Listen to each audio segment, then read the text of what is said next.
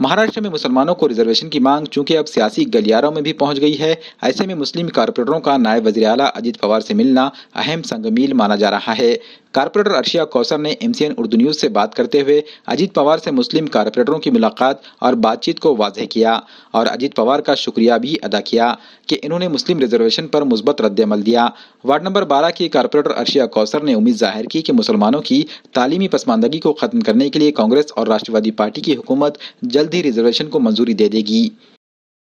आज नांदेड़ के तमाम मुस्लिम नगर सेवक ने माननीय उप मुख्यमंत्री जी अजीत दादा पवार जी को एक अहम लेटर दिया है, जो सबसे ज़्यादा ज़रूरी है। जिस लेटर में मुस्लिम आरक्षण की मांग की गई, जो यूपीए सरकार में शुरू हुआ था और जो मुसलसिल बाअमल रहा, लेकिन भाजपा सरकार के आते ही वो विषय रुक गया। भाजपा सरकार ने मुस्लिम आरक्षण को मंजूर होने नहीं दिया और आज जब महागठबंधन की सरकार है तो सभी ने ये दरख्वास्त की है माननीय उप मुख्यमंत्री जी से कि मुस्लिम आरक्षण इंतहाई ज़रूरी है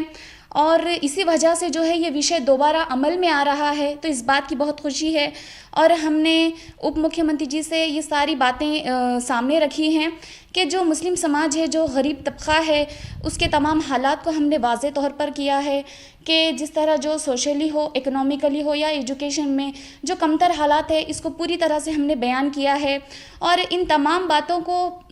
बगौर सुनकर अजीत दादा पवार जी ने ये बात कही है कि महागठबंधन सरकार पूरी कोशिश करेगी मुस्लिम आरक्षण को मंजूर कराने के लिए। और मैं शुक्रिया अदा करती हूँ महागठबंधन सरकार का, तमाम आमदार, तमाम नगर सेवक का और तमाम अवाम का, जिनकी दुआओं की वजह से ये अमल मंजूर हो रहा है।